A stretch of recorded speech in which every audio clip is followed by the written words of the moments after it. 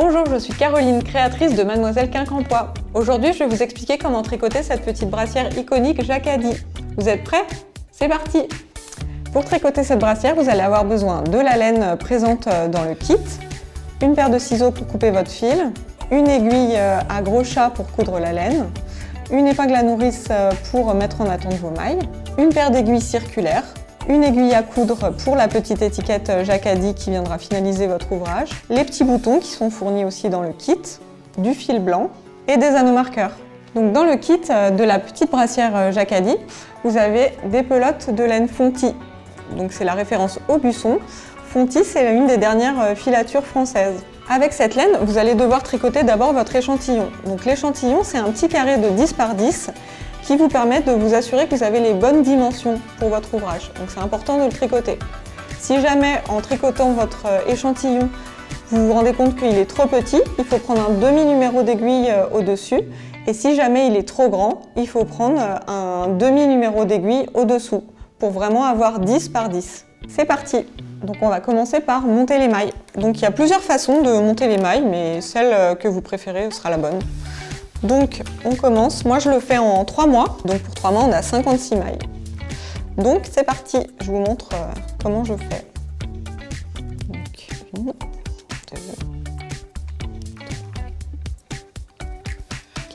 4, 5, 6, 56. Ensuite il va falloir tricoter 4 rangs au point mousse. Donc pour faire du point mousse, c'est facile. C'est le point le plus simple, c'est toujours à l'endroit, même en circulaire, parce que là vous êtes en gilet. Donc on tricote notre maille normalement à l'endroit.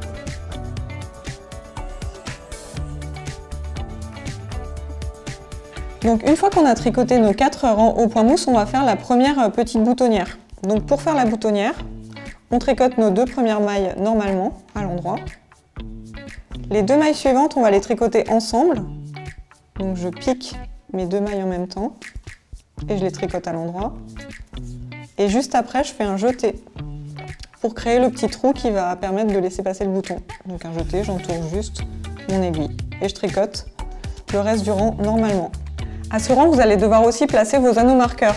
Donc pour mettre en évidence les mailles de couture, là où vous allez augmenter. Donc je suis mon petit tuto. Il faut d'abord que je tricote 10 mailles. Donc 1, 2, 3, 4, 5, 6, 7, 8, 9, 10. Je glisse mon premier anneau. Je tricote 2 mailles, donc c'est nos mailles de couture. 1, 2, un nouvel anneau. Hop. Ensuite, je dois en tricoter 7 pour la manche. 7. Un anneau marqueur, 2 mailles, 1, 2, un nouvel anneau. Ensuite, j'ai les mailles du dos, donc j'en ai 14, 13, 14. Je place mon anneau, 2 mailles, 1, 2, l'anneau. Ensuite, c'est 7 mailles qui vont correspondre à l'autre manche. Les mailles de couture, donc un anneau, 2 mailles, un anneau. Et si le compte est bon, il me reste 10 mailles. Maintenant que vous avez placé vos anneaux marqueurs, vous savez que vous allez devoir augmenter avant et après chaque maille de couture. Donc c'est-à-dire ici et ici. Je vais vous montrer. Donc je tricote toutes mes mailles qui sont avant normalement à l'endroit parce qu'on est toujours en point mousse.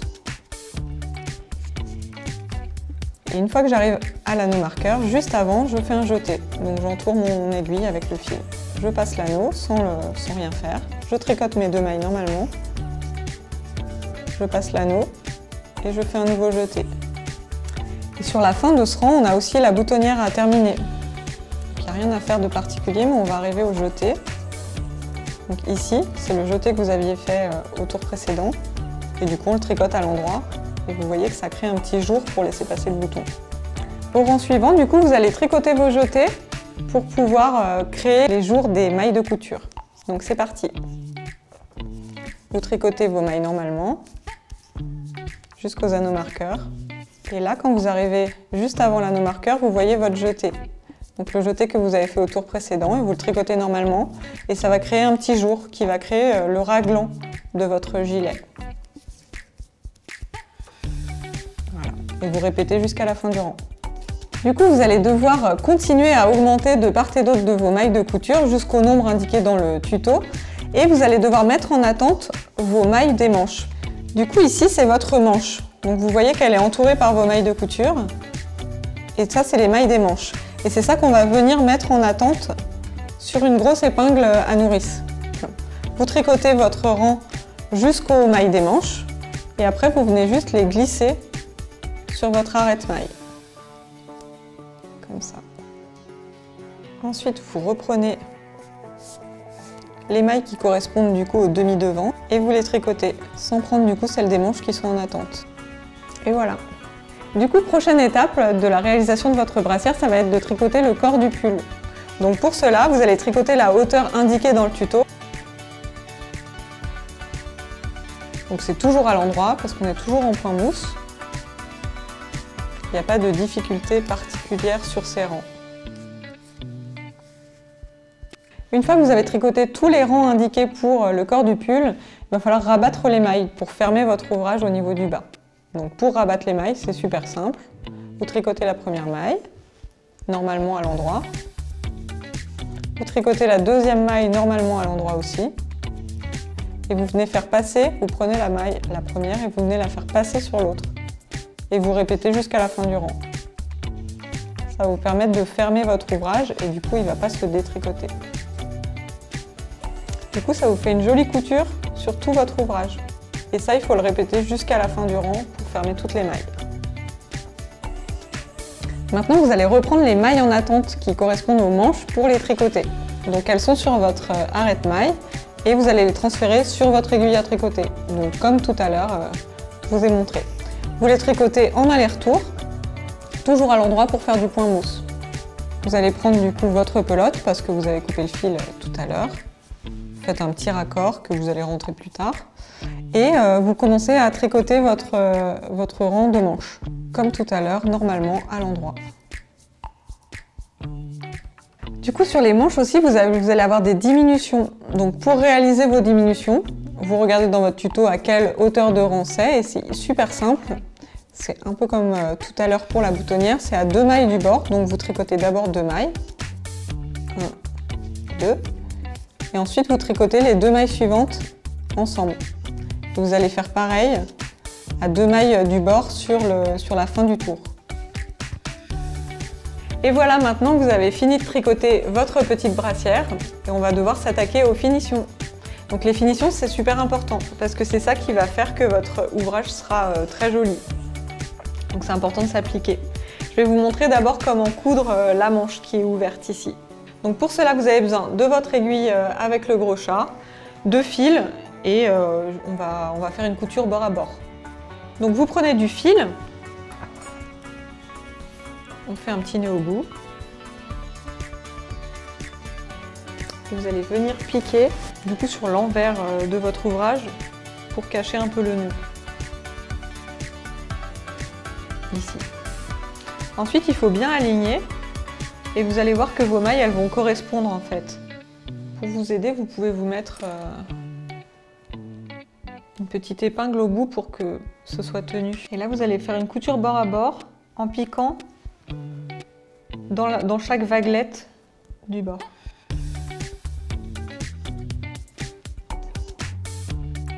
C'est pas la peine de trop serrer au début, vous allez pouvoir serrer tout à la fin. Une fois que vous êtes à la fin, vous pouvez tirer légèrement sur le fil de couture pour ajuster la tension et que ce soit le plus invisible possible. Donc là, on voit que la couture, elle est quasiment invisible. Vous faites un petit nœud pour terminer.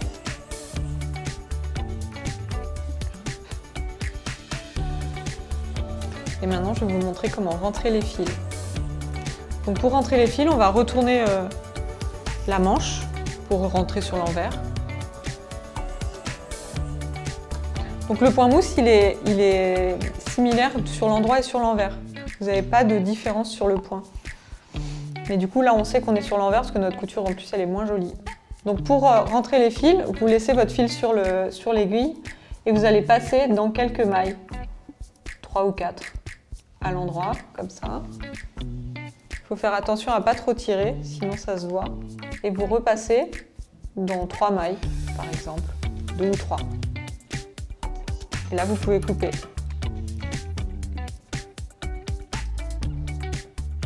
Ça va être important de le faire pour tous nos petits fils de raccord et de couture, pour bien finir notre ouvrage. Prenez un fil qui est accroché à votre tricot,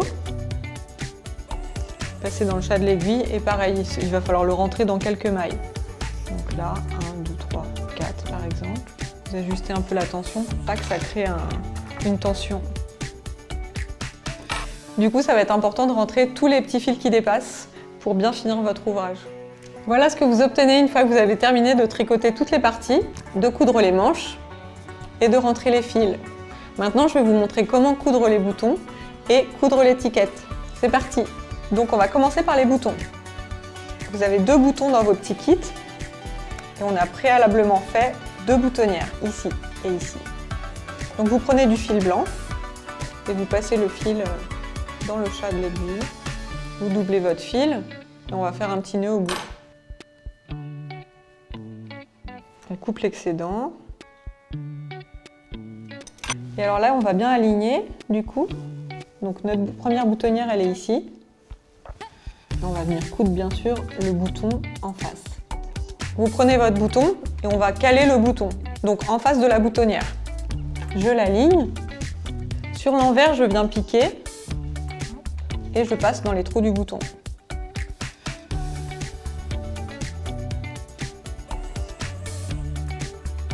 On fait ça plusieurs fois. Et voilà le résultat une fois que les petits boutons sont cousus. Vous pouvez donc fermer votre petite brassière. Les boutons sont dans le dos du bébé.